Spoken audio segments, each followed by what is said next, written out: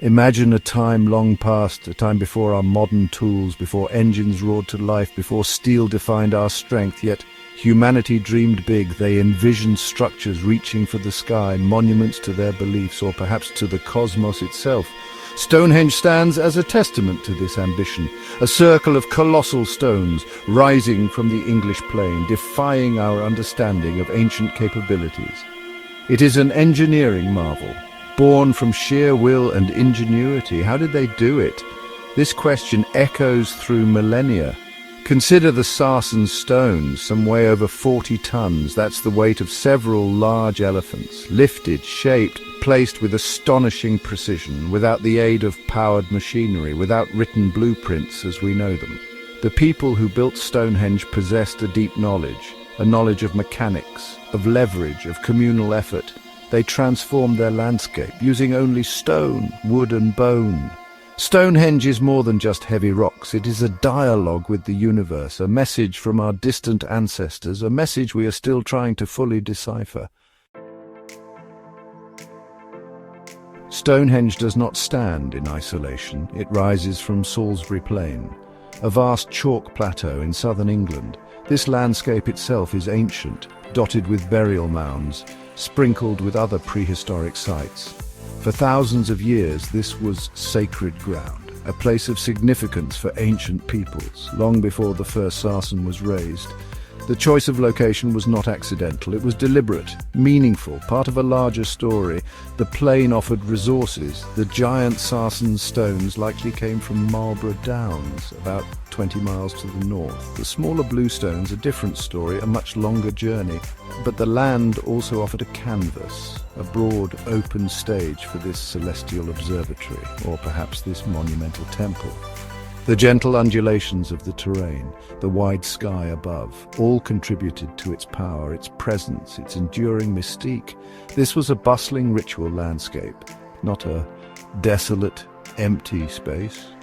Archaeologists have found evidence of settlements, evidence of pathways. Transporting these colossal stones, this is one of Stonehenge's greatest puzzles. The Sarsens, weighing up to 50 tons, quarried, then moved. How? One theory suggests brute force, combined with clever engineering, using wooden rollers, sledges pulled by hundreds of people, inch by painstaking inch, across challenging terrain. Imagine the sound, the straining ropes, the human effort, a testament to collective will. Then there are the blue stones, smaller, yes, but their journey was far more epic. They came from the Preseli Hills in Wales, over 150 miles away. How did these 4-ton stones travel so far? Some believe they were carried by glaciers during an ancient ice age, deposited closer to Salisbury Plain. Others argue for human transport, a deliberate, arduous journey by land and by water, using rafts on rivers, and overland hauling. Erecting the stones was another immense challenge. Once at the site, how were they lifted upright? How were the massive lintels placed atop the Sarsens? Archaeologists propose ingenious methods, ramps made of earth and timber.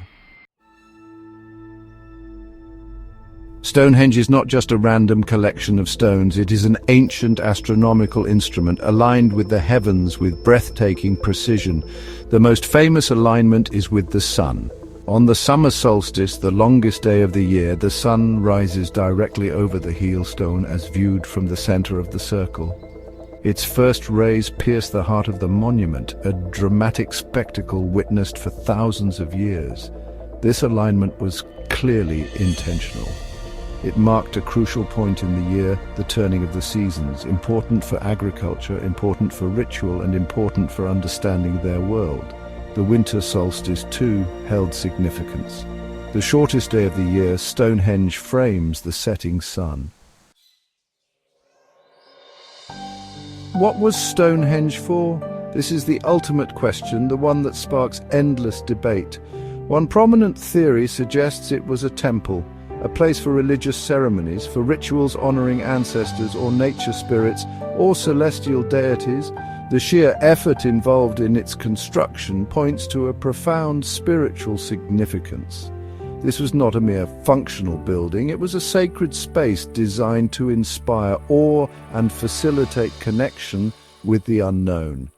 Another strong possibility is its use as a calendar, an astronomical observatory. As we've seen, its alignments are precise, tracking the sun and moon, marking the solstices, perhaps even predicting eclipses. For an agricultural society, knowing the seasons was vital, when to plant, when to harvest. Stonehenge could have been a giant clock. Our quest to understand Stonehenge is relentless, and modern technology offers new eyes. Eyes that can see beneath the soil without digging, ground-penetrating radar, magnetometry, satellite imaging. These tools are revolutionizing archaeology, revealing a hidden landscape around the famous stone circle, showing us that Stonehenge was not alone but part of a much larger complex of ritual and settlement. Recent surveys have unveiled astonishing discoveries. Traces of other monuments, previously unknown henges, pits arranged in vast circles, clusters of burial mounds, and evidence of large settlements like Durrington Walls, where the builders of Stonehenge may have lived. These findings paint a richer picture of a dynamic, interconnected prehistoric world, with Stonehenge at its very heart, a ceremonial capital. The Stonehenge Hidden Landscapes project has been pivotal. It has mapped the area in unprecedented detail, revealing features buried for millennia. We now know of a superhenge at Durrington Walls, composed of massive timber posts or perhaps large stones later removed, and lines of giant pits forming a circle 2 kilometers in diameter around Durrington Walls. These discoveries expand the scale of ritual activity in the region dramatically. These new techniques allow us to see patterns, connections, and the evolution of the landscape over time. They show how Stonehenge was integrated into a broader ceremonial geography. Despite all our science, all our discoveries, Stonehenge still guards its deepest secrets. We can theorize about its construction. We can map its astronomical alignments. We can speculate about its purpose, but the full truth remains tantalizingly out of reach. Why these specific stones from so far away? What precise rituals unfolded within its embrace? What did it truly mean to those who built it? These questions linger. The absence of written records from its builders means we must interpret the stones themselves, the landscape, the artifacts left behind. This is like trying to read a book with most of the pages missing. Each new find adds a word or a sentence, but the complete narrative eludes us. This is the challenge and the allure of Stonehenge.